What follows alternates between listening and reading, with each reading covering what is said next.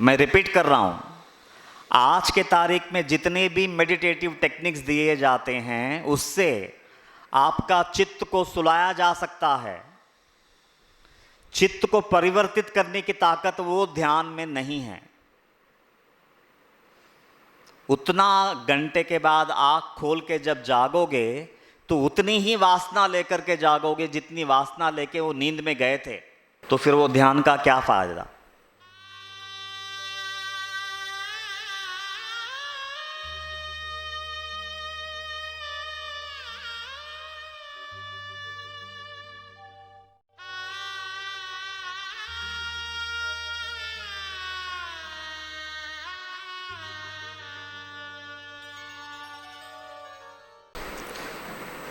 ओम साई राम।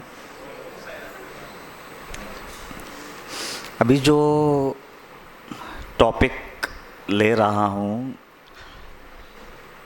सच्चा ध्यान किसे कहते हैं।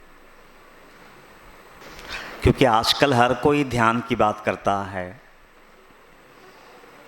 हर इंस्टीट्यूशन, हर संस्था ध्यान की बात करता है। और ध्यान अगर जीवन में नहीं है तो वो व्यक्ति आध्यात्मिक नहीं हो सकता, ऐसी बहुत लोगों की धारणा बन गई है और ध्यान के बारे में बहुत बहुत बोलते हैं। और आजकल जिस स्ट्रेस से आदमी गुज़र रहा है, जितना स्ट्रेस आज एक आदमी अपने सर पे ले रहा है, आज के तारीख में थोड़ा सा मन को शांति मिले, थोड़ा निग्रह रहे, मन शांत रहे, इसलिए ध्यान की आवश्यकता भी है। और इस वजह से आज कहीं ऐसे संस्थान हैं जो कहीं मेडिटेटिव टेक्निक्स की बात करते हैं कि हमारा ये ध्यान का तरीका है, तुम्हारा वो ध्यान का तरीका है। हमारे यहाँ पे इस तरह से ध्यान करने के लिए कहा गया है, तो कोई दूसरा संस्था, कोई दूसरा गुरु वो बताता है कि नहीं, हमको इस तरह से ध्यान करने के लिए बोला है। लेकिन सवाल ये है कि सच्चा ध्यान क्या है, किसको कहते हैं ध्यान। बाबा क्या कहते हैं ध्यान पे, बाबा की भावना क्या है ध्यान को लेकर, हमारे लिए वो ज़्यादा मायने रखता है। तो आज है ना, एक 7-8 ओवियाँ लूँगा मैं और पूरा ध्यान क्या है वो खुल जाएगा। बाबा ध्यान के बारे में क्या कहते हैं, ध्यान का इम्पोर्टेंस क्या है, ध्यान का महत्व क्या है। पहला ओवी, अध्याय 19, ओवी नंबर 33।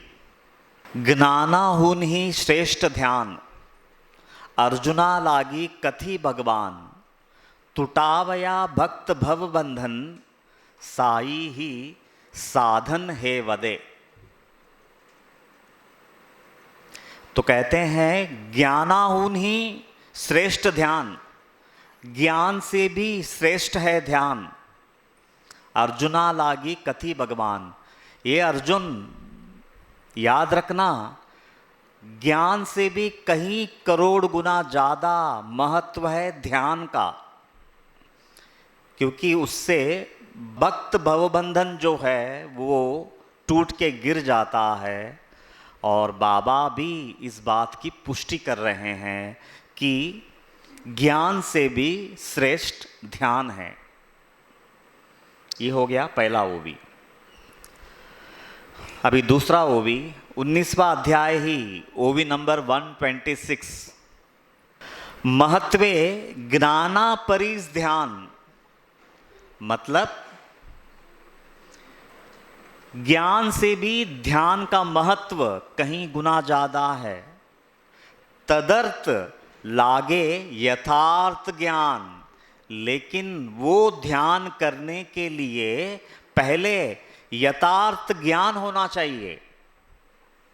जिसका मैं ध्यान करूंगा वो ज्ञान की पूरी गहराई मेरे हृदय में पहले समा जानी चाहिए। जिस ब्रह्म वस्तु का, जिस आत्मा का मैं ध्यान करने वाला हूं, वो आत्मा का स्वरूप क्या है, वो ब्रह्म का वास्तविक स्वरूप क्या है, वो सच्चिदानंद है। और सत क्या है, चित क्या है, आनंद क्या है। मतलब मुझे पहले मेरे विवेक को, वो जिसके ऊपर मुझे ध्यान केंद्रित करना है, वो वस्तु के बारे में अनखाग्र, मुझे उसका पहले बोध होना चाहिए मेरे चित्त में। मतलब पहले ज्ञान होना चाहिए वो वस्तु का जिसका मैं ध्यान करूंगा, तब जाकर के मैं उसका वो ध्यान सही ढंग से कर पाऊंगा। महत्वे ज्ञाना परिस ध्यान, तदर्थ लागे यथार्थ ज्ञान, होता न वस्तुचे साध्यंत आकलन। यहां वस्तु यानी ब्रह्म वस्तु। होता न वस्तुचे सा आदि अंत आकलन, मतलब पूरा आदि और अंत, मतलब वो ब्रह्म वस्तु को पूरी तरह से पहले मेरा विवेक बुद्धि जो है उसको ग्रहण करने की क्षमता चाहिए। जब वो ग्रहण करने की क्षमता मुझ में पूरी तरह से आएगी तो एक पिक्चर क्लियर होगा मेरी बुद्धि में, ज्ञान के द्वारा वो पिक्चर बनेगी, और फिर मैं वो ज्ञान का आधार लेकर के उसके ऊपर ध्यान कर पाऊंगा। अब ये बाबा बता रहे हैं ध्यान के बारे में। तो ये था दूसरा ओवी। अभी ये तो उन्होंने बताया कि पहले ज्ञान होना आवश्यक है आत्मा का, ब्रह्म का, ताकि वो स्वरूप तुम्हारे मन में बस जाए और फिर तुम उसका ध्यान कर सको। अभी वो ध्यान तुम कब कर पाओगे, अब उसका आंसर दे रहे हैं। ऐसा ध्यान करने की क्षमता तुम में कब आएगी, अब उसका आंसर दे रहे हैं ये वो भी में 19:106। हूनि सर्वेष्णा विनिर्मुक्त, ध्यानी आणावा सर्वभूतस्थ, ध्यान होईल व्यवस्थित, प्राप्तव्य प्राप्त होईल। देखिए एक कंडीशन डाल दिया, हूनि सर्व ईष्णा विनिर्मुक्त। ईष्णा त्रय बोला गया है, लोकेष्णा, पुत्रेष्णा, वित्तेष्णा। मतलब सबसे पहले तो पुत्रेष्णा नहीं होनी चाहिए, परिवार के लोगों के प्रति प्रेम होना चाहिए, मोह नहीं होना चाहिए। प्रेम और मोह में जमीन आसमान का अंतर है। अगर मोह है तो ईष्णा त्रय के पुत्रेष्णा में फंसे हो, तो एक ईष्णा हो गया पुत्रेष्णा। वित्तेष्णा, पैसे का लोभ नहीं होना चाहिए कि मेरी जिंदगी तब ही खुशहाल होगी अगर मेरे पास बहुत ज्यादा पैसा हो। ये भावना अगर है, पैसे के दम पे मैं खुशी हासिल करूंगा, अगर ये भावना है तो गलतफहमी का शिकार हो तुम, क्योंकि पैसे से खुशियां कभी नहीं मिलती। मैं एक एग्जाम्पल देता हूं, धीरूभाई अंबानी। धीरूभाई अंबानी का एक साइड पैरालाइज हो गया और जग का 10 संपन्न व्यक्तियों को अगर हम चुने तो उनमें धीरूभाई अंबानी का नंबर 7वां लगता था। मतलब जग के जितने भी धनवान व्यक्तियां हैं उनमें 7वें क्रमांक पे धीरूभाई अंबानी का नाम शुमार होता है। उनको पैरालाइज हो गया। पैसा इतना है कि देश विदेश में उन्होंने इलाज करवाया, अमेरिका, यूके, जापान, यूएसए, कहाँ कहाँ नहीं, कितना पैसा खर्च नहीं किया, आखिर में वही बीमारी में चल बसे। तो ये सोचना कि पैसे अगर बहुत है तो मैं सुखी हो जाऊंगा, इससे बढ़कर मूर्खता कुछ नहीं हो सकती है। तो ये है वित्तेषणा, पुत्तेषणा, वित्तेषणा। और तीसरा है लोकेषणा, नाम शोहरत की भूख। मैं फेमस हो जाऊं, मेरा भी एक मकाम बने, 4 लोग मुझे पहचाने। तो अगर इसकी भूख है कि 4 लोग मेरी तारीफ करें, मैं अगर गाड़ी लेकर के किसी के सामने उतरूं तो कोई दरबारी गण आकर के मेरा कार का डोर खोले और अदब से खड़े रहे ताकि मैं उतर सकूं, मेरा वो मकाम हो इस दुनिया में, अगर ऐसी भावना है तो आप लोकेषणा नामक बीमारी का शिकार हो।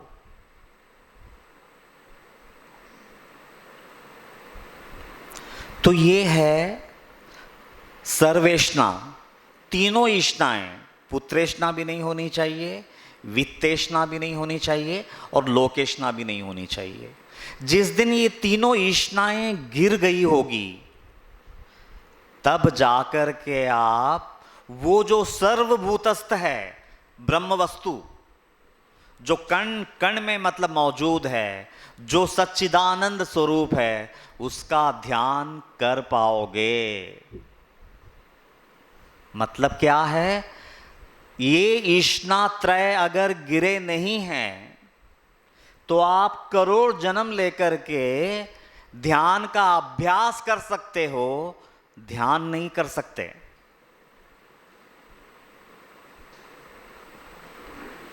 तो बाबा ने कंडीशन डाल दिया, होऊनी सर्वेषणा विनिर्मुक्त, ध्यानी आणावा सर्वभूतस्थ, ध्यान होईल व्यवस्थित,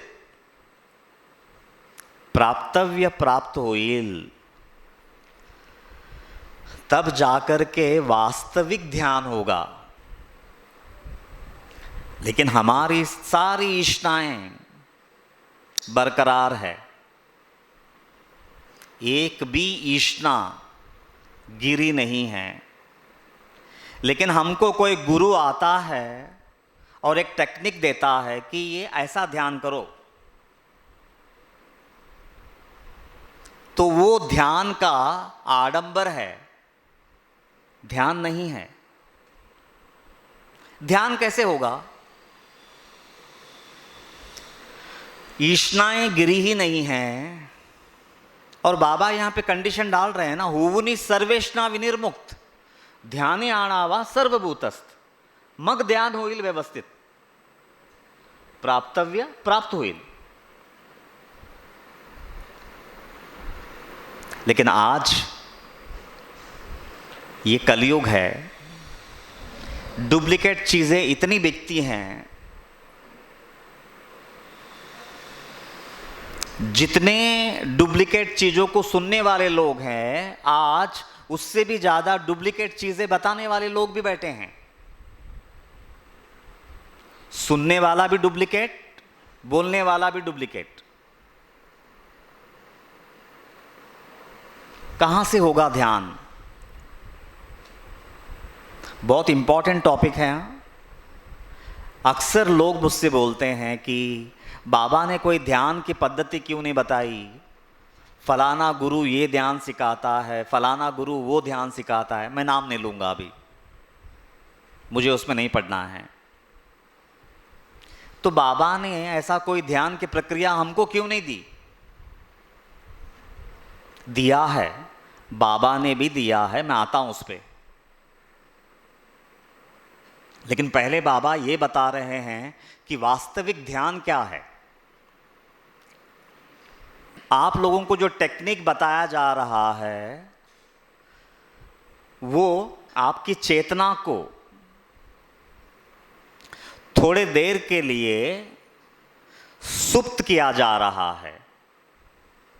जैसे शराब पीने के बाद आदमी धुंधी में आता है ना, वैसा थोड़े देर के लिए आपको एक मादकता का एहसास कराया जाता है।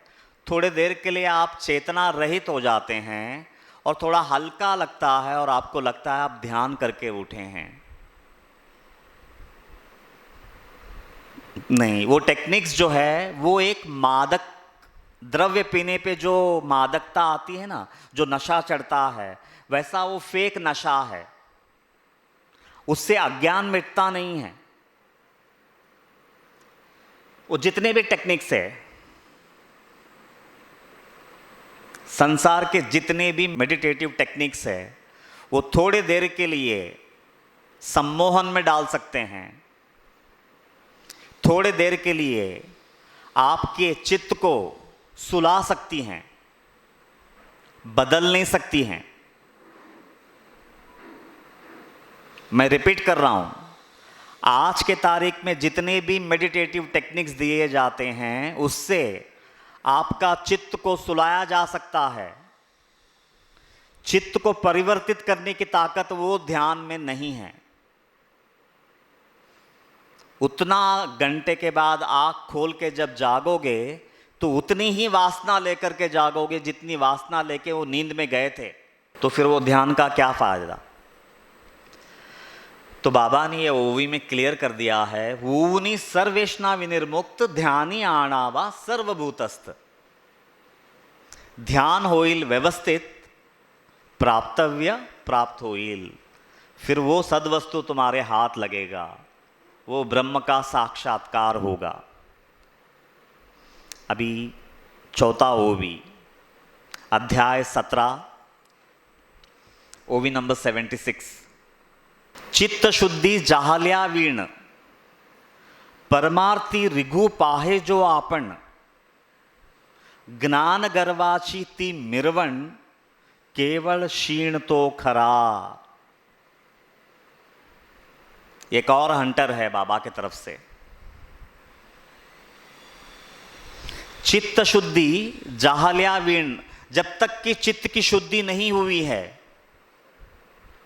परमार्थी रिघु पाहे जो आपन, परमार्थ में अगर प्रवेश करने का प्रयास करोगे बगैर चित्त शुद्धि के, बगैर प्यूरिफिकेशन ऑफ माइंड के,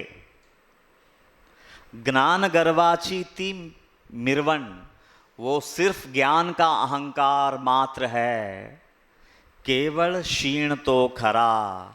और ऐसा ध्यान करोड़ जन्म लेकर के करोड़ों साल भी करोगे ना, तो सिवाय धोखे के हाथ कुछ नहीं लगेगा। और एक कंडीशन डाला कि चित्त शुद्धि चाहिए सच्चा ध्यान करने के लिए। बगैर चित्त शुद्धि के आप ध्यान कर ही नहीं सकते हैं।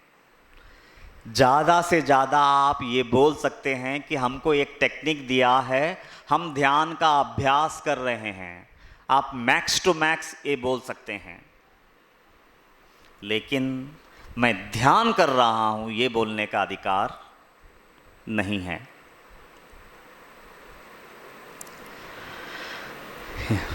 अभी और एक ओवी लेता हूं, 19वां अध्याय, फिर से ओवी नंबर 32। और देखिए, मैं जो सीक्वेंस में जो ओवियां ले रहा हूं ना, वैसे ही लेना है, तो बाबा किस तरह से ध्यान का पर्त खोलते हैं वो पता चलेगा। मैं बीच में 17वां अध्याय लेके आया, अभी मैं फिर से 19वें अध्याय पे आया हूं। 19वां अध्याय, ओवी नंबर 32। मणोनी साई दयाघन, बहुदा निज शिष्या लागून। भक्ति आणि नामस्मरण याचेच विवरण करीत। इसीलिए बाबा को मालूम है कि चित्त शुद्धि के बगैर ध्यान संभव नहीं है। अभी ये बंदे में तो चित्त की शुद्धि ही नहीं हुई है।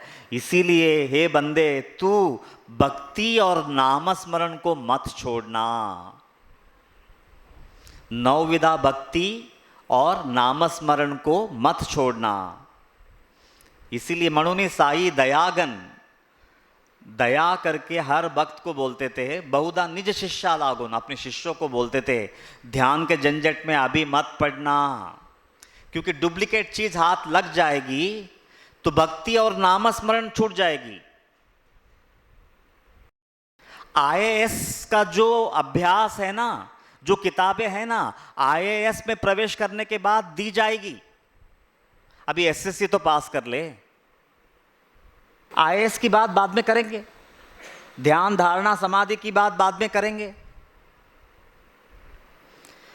तो बोल रहे हैं मणुनि साई दयागन बहुधा निज शिष्या लागून भक्ति आणि नामस्मरण याचेच विवरण करीत। तो हमारे लिए अभी अगर ध्यान अगर कुछ है तो वो है नवविधा भक्ति और अखंड नामस्मरण। देखिए, मैं ध्यान की महत्ता को कम करने की भावना बिल्कुल नहीं है, ना बाबा की है। बाबा भी चाहते हैं कि हमारे जीवन में भी एक दिन ध्यान उतरे, लेकिन वो सही समय पे सही व्यक्ति के जीवन में उतरे तो उसका मोल है, नहीं तो कौड़ी मोल है। ये बताना है। ध्यान के खिलाफ कुछ नहीं बोल रहे हैं, लेकिन डुप्लीकेट ध्यान क्या है वो बता रहे हैं। अभी और एक अध्याय 16 ओवी नंबर 167, मल विक्षेप आणि आवरण। मल विक्षेप आणि आवरण ऐसे त्रिदोषी अंतःकरण निष्काम कर्मे मल निर्मूलन विक्षेप क्षालन उपासना। अब देखिए यहां पे और नीचे आ रहे हैं। अभी एसएससी पे लाया आपने को, आईएएस की बात कर रहे थे, आईएएस की बात कर रहे थे, एसएससी पे लाके खड़ा कर दिया। ये ओवी में वो बोल रहे हैं कि तुम्हारा जो चित्त है वो मल विक्षेप और आवरण ये 3 दोषों से भरा पड़ा है। ऐसे त्रिदोषी अंतःकरण, मल यानी चित्त की अशुद्धता, मलिनता, काम क्रोध लोभ मोह मद मत्सर, शब्द स्पर्श रूप रस गंध, अभिमान अहंकार वासना, हर तरह का जो अज्ञान है वो है मल। विक्षेप यानी मन की चंचलता, और तीसरा है आवरण। मैं कण कण में व्याप्त तो परब्रह्म होने के बावजूद अपने आप को शरीर मान रहा हूं। ये शरीर का आवरण मेरे आत्मा पे चढ़ा के बैठा हूं मैं, तो वो है तीसरा दोष, आवरण। ऐसे त्रिदोषी अंतःकरण, ये 3 दोष है हम सब में। तो बोले निष्काम कर्मे मल निर्मूलन, तो जो मलिनता है हमारे अंदर में वो जाती है निष्काम कर्म से, निस्वार्थ कर्म से। लाया ना, एसएससी पे लाके खड़ा कर दिया, सीधा आईएएस पे चढ़ गए थे। ध्यान ध्यान ध्यान नहीं, वो बोल रहे हैं कि मल जो है निकलता है निष्काम कर्म योग से। निष्काम कर्म में मल निर्मूलन विक्षेप क्षालन उपासना, और विक्षेप जो है मन की चंचलता जो है वो दूर होती है उपासना से, भक्ति से, नामस्मरण से, नवविधा भक्ति से। मतलब निष्काम कर्मयोग से मल जाता है, विक्षेप जाता है नवविधा भक्ति और नामस्मरण से। जब मल और विक्षेप दोनों जाते हैं, चित्त की शुद्धि हो जाती है, तब आप ध्यान में प्रवेश कर पाते हैं। तो ये बाबा बता रहे हैं हमें कि ध्यान तक कैसे पहुंचोगे। तो सबसे पहले निष्काम कर्मयोग करना होगा, जिससे कि मलिनता की शुद्धि होगी, चित्त की शुद्धि होगी। फिर उपासना, भक्ति और नामस्मरण, नवविधा भक्ति में पहले अपने आप को डुबोना होगा, तो मन की चंचलता मिटेगी। जब मन की अशुद्धि और चंचलता दोनों मिट गए, मन स्थिर हुआ, अब वो तैयार है ध्यान करने के लिए।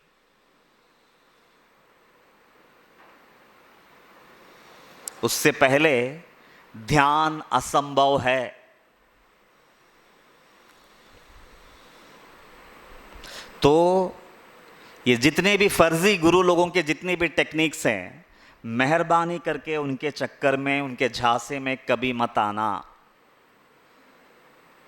बाबा जो बोल रहे हैं वही अंतिम सत्य है, वही वेदांतिक रहस्य है, वही उपनिषदों का सार है।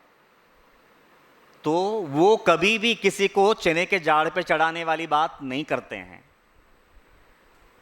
पाया शुद्ध तरीका बोलते हैं ना, जो रूट से निकलती हैं, स्टेप बाय स्टेप ऊपर चढ़ती हैं, वही रास्ता बताते हैं। गुमराह नहीं करेंगे कभी बाबा, कभी नहीं करेंगे।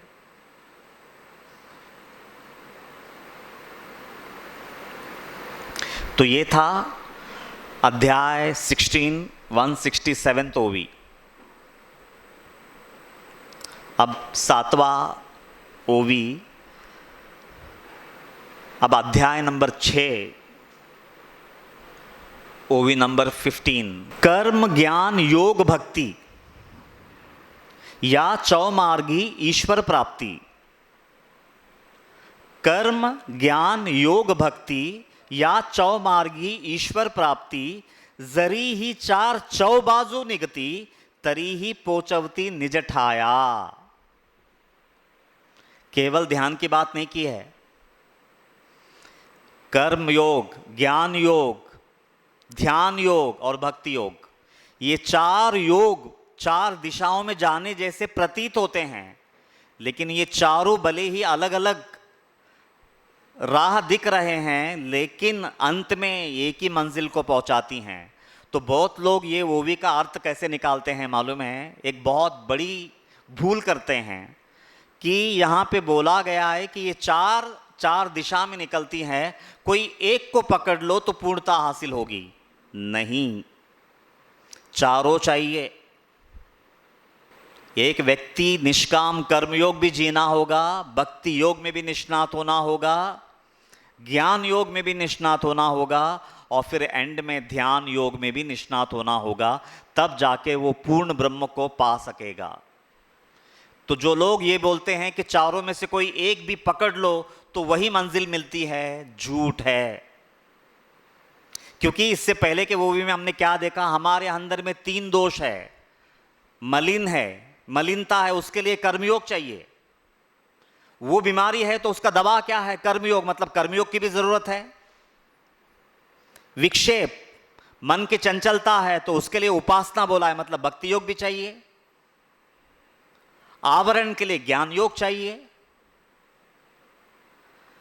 और ये तीनों निकलने के बाद, क्योंकि उसके बाद सच्चिदानंद स्वरूप जो है हमारे बुद्धि में, उसका वास्तविक स्वरूप जो है प्रतिबिंबित होने लगता है, उतनी तैयारी चित्त की हो जाती है, उसके बाद उस सच्चिदानंद स्वरूप पे ध्यान केंद्रित कर पाओगे।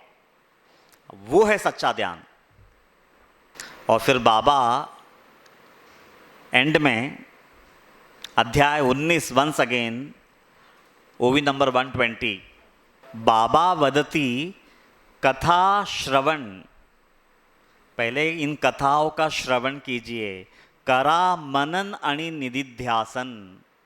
इन कथाओं का मनन कीजिए, निदिध्यासन कीजिए कि ये लीला बाबा ने क्यों की, इसके पीछे मुझे वो क्या सिखाना चाहते हैं, ये लीला के पीछे का रहस्य क्या है।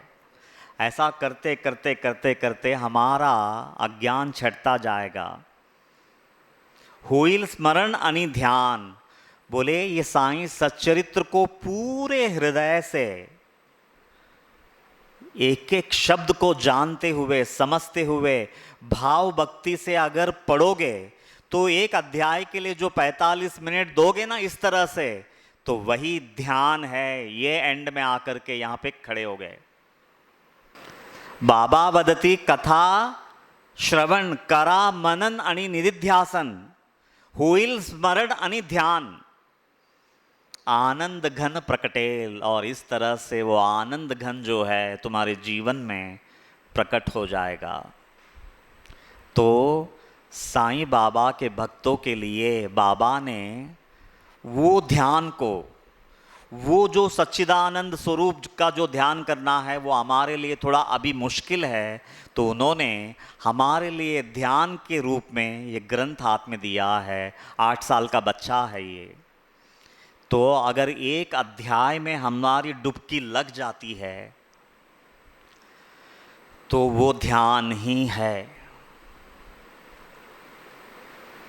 वो ध्यान से अणुमात्र भी कम नहीं है। तो जब भी ग्रंथ लेके बैठ रहे हो तो ये मान के चलना कि पौना घंटे के लिए ध्यान में बैठने जा रहा हूं, वही भाव रखना। बस मन एकाग्र हो, चित्त एकाग्र हो, और पढ़ते समय 2 आंसू छलके तो मान लो कि ध्यान कबूल हो गया। तो ये है ध्यान। अब देखिए 19वां अध्याय है ना, पूरा यही टॉपिक पे डील कर दिया, श्रद्धा सबूरी के साथ साथ। मेन तो बाबा ध्यान के ऊपर बहुत ज़्यादा बोला है। 19वां अध्याय का जो उत्तरार्ध है, जो सेकंड हाफ है, वो पूरा इस पे ही है। साधारणतः हमारी नज़र नहीं जाती है, हम समझ नहीं पाते हैं। पूरे 19वें अध्याय में एक छोटी सी लीला है, बाकी ज़्यादा लीलाएं नहीं हैं। वो लीला ये है कि एक बार बाबा वामन राव गोंदकर के घर के पास खड़े हैं। बाबा अपने उम्र के ढलान पे हैं, पूरे बुजुर्ग अवस्था में हैं, अपनी आखिरी दिनों की वाकया है ये। 2 लोग अगर अपने कंधे से बाबा को उठा करके उठाए ना, 2 हाथ 2 लोग पकड़ के चलाए तो चले ना, ऐसी बाबा की अवस्था है एट द एज ऑफ 80। उस वक्त की लीला है ये, पहले ये बताना बहुत जरूरी है,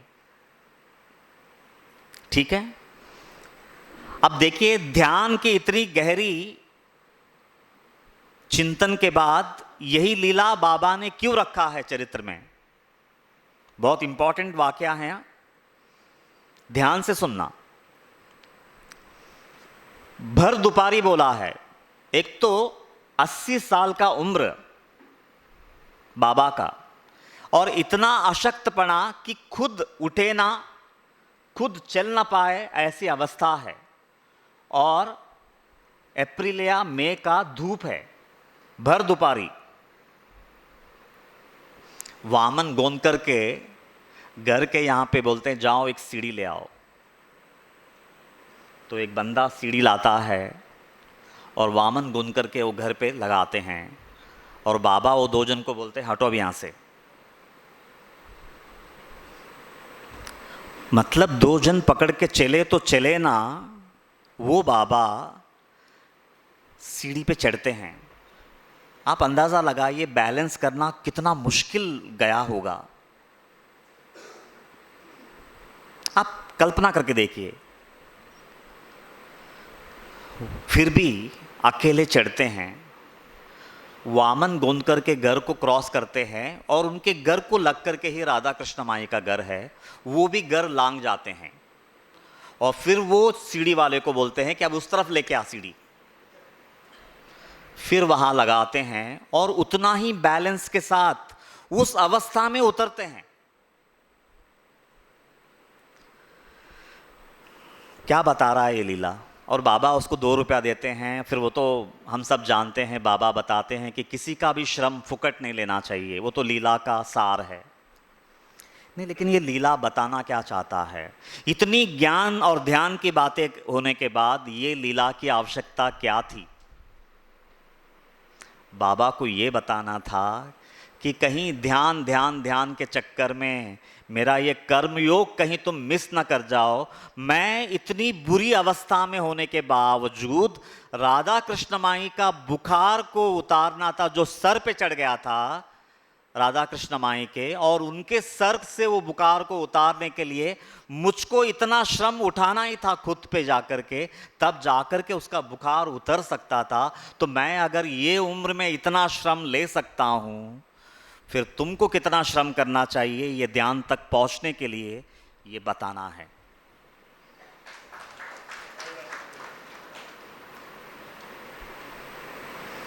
तो खाली वैचारिक तौर पे कुछ तो भी सुन लिया, कुछ तो भी फील कर लिया, किसी ने आकर के थोड़ा सा पंपिंग किया और हम ध्यान में बैठ गए, पॉसिबल नहीं है। तो ये लीला के माध्यम से बाबा बता रहे हैं कि निष्काम कर्म योग, उतनी अशक्तता, उतना वीकनेस,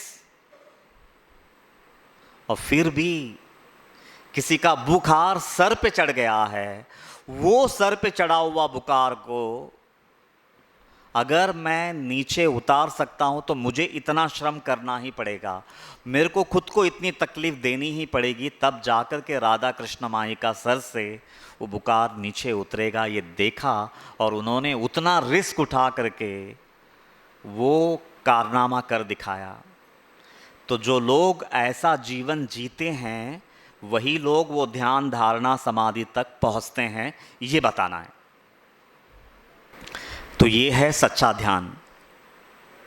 मैं उम्मीद करता हूं कि आज के बाद ध्यान से रिलेटेड कोई सवाल नहीं बचेगा और लोगों को देख करके फंसना मत। हे जग मायेचा बाजार, खऱ्या नकली वस्तू अपार, खऱ्या म्हणून नकली घेणारा ग्राहक येते फार। तो ये दुनिया का चलन है, डुप्लीकेट चीज़ें ज़्यादा बिकती हैं, तो फंसना मत। तो बाबा के लिहाज से ओरिजिनल ध्यान क्या है, तो ये है